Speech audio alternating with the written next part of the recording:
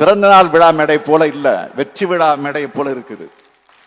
ஆமா, இது வெற்றி விழா மேடை தான்.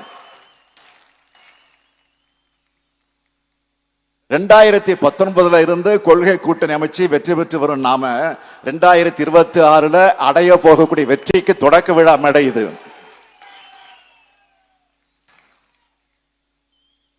என்னை சந்திக்கிறவங்க உங்க வெற்றிக்கு என்ன அடிப்படைன்னு கேட்டா, எங்களுடைய தோழமை உணர்வுதான் எல்லா இடத்திலையும் மறக்காம நான் பதிவு செய்கிறவன். நான் ஏன் தமிழ்நாடு சட்டமன்றத்தில் கூட பதிவு செஞ்சிருக்கிறேன். ஊடக நண்பர்களுக்கும் எதிர்கட்சியினருக்கும் நான் சொல்லிக்கொள்ள விரும்புவது,